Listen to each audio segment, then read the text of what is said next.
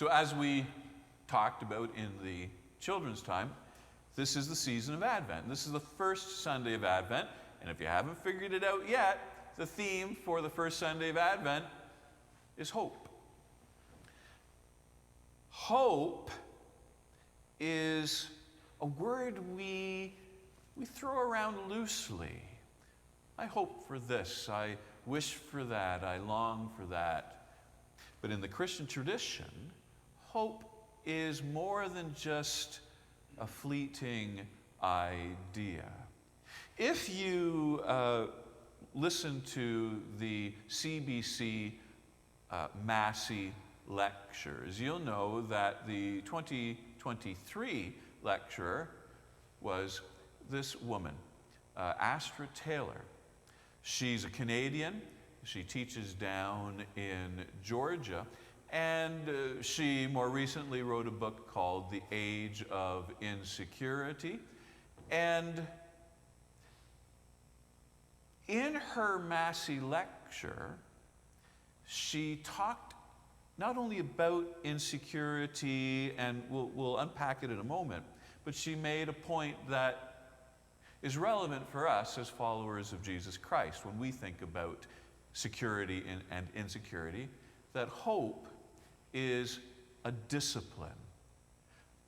Think about whatever skill you have, that you trained for, that you practice, that you made money from, that you're able to teach others. Think about whatever that skill is. And you know, before you could exercise that skill, you had to develop it as a discipline. That's what hope is for us as followers of Jesus Christ. Not just a fleeting idea, but it's something we have to put hours in, practicing, till we learn how to do it fluidly. In her lecture, which was subtitled, so The Age of Insecurity, subtitled, Coming Together as Things Fall Apart, Taylor contrasts two kinds of insecurity. She says the first one, existential insecurity, we'll talk about that in a moment, is something that humanity has known forever. It's what we live with, the fears every day of just being human beings who will one day die. Describes it as threats to our sense of safety and security. So material and financial. Will I have clothes on my back, or will I be cold? Will I have enough money? You know, those are the insecurities that are every day. They just come with being alive. The threat of being sick, and of course the threat that we all face. One day I will die. That's an existential threat. And it pulls at us, and there is no final remedy in our lives for those insecurities. We can't overcome them. And what we do instead is we've learned different ways, different disciplines of taming those insecurities, taming the fears we have in response to those insecurities. We don't walk around every moment of every day thinking, I might die, I might die. Those thoughts may strike us now and again, and perhaps even wrench our guts and make us afraid, but we have ways of keeping them in check. And so there's no way to have perfect security. We're people who know how to cope with the world. And what Taylor reminds us is we can learn from the fact that we're always facing insecurity. What we can learn is we need care. I teach a course at the university, an introduction to pastoral care. And every year I ask the students, the first week, the same question. I say, I'm going to ask you a question, and you will not get the answer right. And I let them guess. The question is, what's the most difficult thing about care? What's the hardest thing about care? And the students, they come up with this theory and that theory, and I play game show with them. When they give the wrong answer, I give that annoying buzzer sound. And when everyone's exhausted, their failed attempts at answering the question, I tell them the true answer to the question in all of its simplicity. The most difficult thing about care is receiving it. It's hard to receive care. But we learn that care is necessary. And that's Taylor's point. We need to give care and receive care. That's a great thing. That's what existential insecurity means for us and does for us.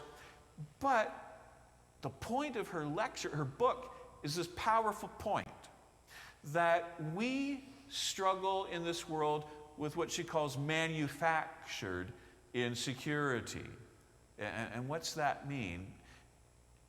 Manufactured insecurity that the powers and principalities of this world, the corporations, the advertisers, the politicians, the name it, who have a vested interest in our feelings of insecurity, have a vested interest in our fearful responses to those insecurities, because there's a lot of money to be made from fear and insecurity. There's a lot of commercials to sell products. There's a lot of empty feelings in our hearts to be filled by going to the store and, if not purchasing, at least doing retail therapy.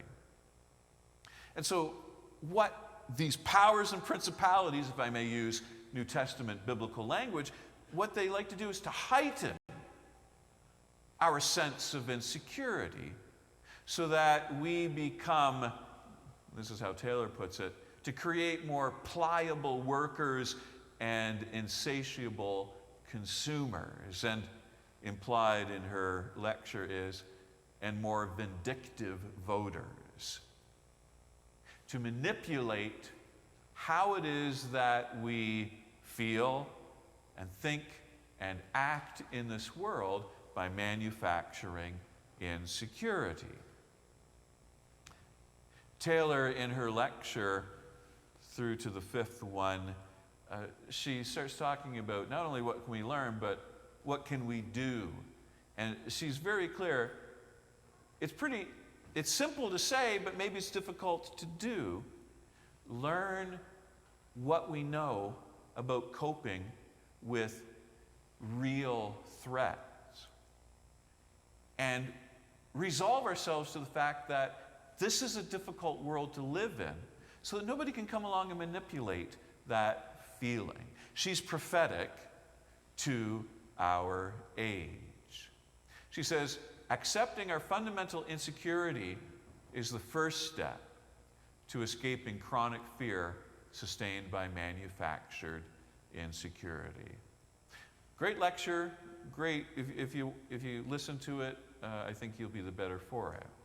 And that brings us to our prophet Jeremiah, who, let's pretend that he was the Astra Taylor of his era. Prophets have a job to do for us, to teach us, to warn us the very thing that Taylor is talking about. Leveraging the hope that in Jeremiah's time, God has already proclaimed to Israel. Leveraging that sense of hope that the people of Israel already have in their hearts that God will save them. And leveraging that discipline of hope that is used to calm a sense of anxiety when in the face of manufactured insecurity, where you've got Egypt in Jeremiah's day pressing up from the south, and Assyria and then Babylon pressing down from the north. Leverage the hope that we know. And what does leveraging that hope mean? It means taking that hope and extending it from one part of our lives into the parts that are overwhelming us. to say, I feel hopeful. I know God's hope and promise in this part of my life. How do I open a door or a window to let it breathe into, walk into the parts where fear is being manufactured?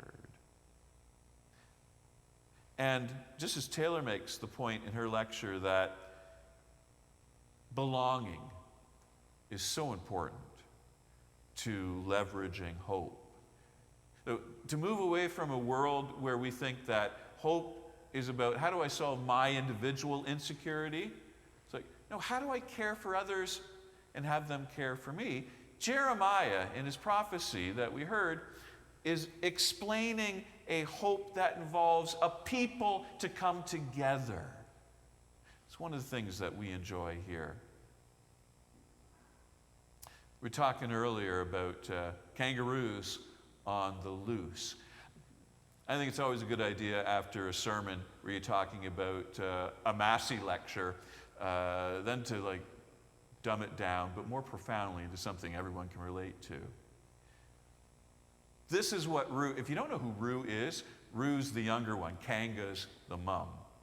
And Winnie the Pooh, if you remember this story, got himself stuck in the hole in the tunnel.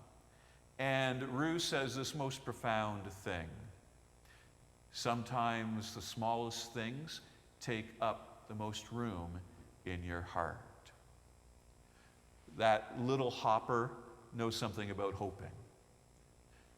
Hope may be small. It may feel that it's insignificant, but sometimes when the time is right, when the time is needed, when the world is manufacturing insecurity in our lives, in those times, a little bit of hope, sometimes a little bit of hope, can take up the most room in your heart. And that's the discipline of hoping.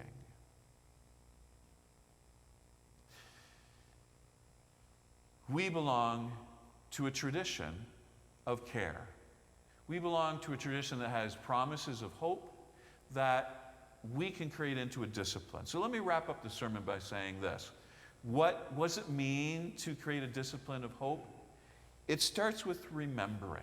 And then when we come before, this is a table of remembrance where when we celebrate communion, we recall the words of Jesus saying, do this in remembrance of me.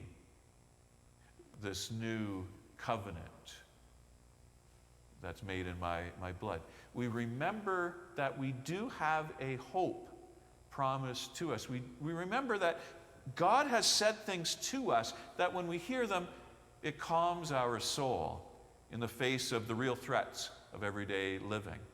And that we can leverage that knowing, that remembering of hope by extending our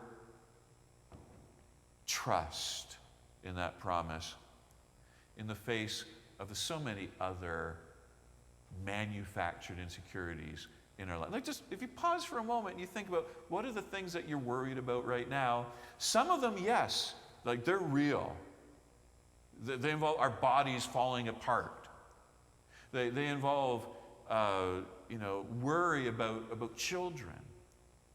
But in addition to those fears, if we're honest with ourselves, there's others that we're allowing to get cooked into our minds that make us worry, that make us uncertain.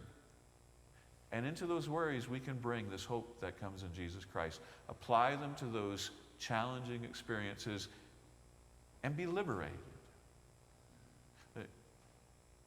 Winnie the Pooh wasn't in the hole for the whole story. He manufactured a crisis, and he got out of it. We can be liberated.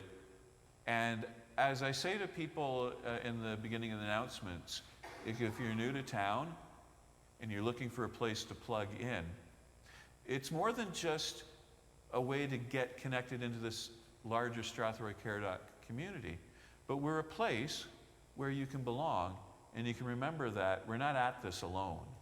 We have one another to lean on, and we share a common hope.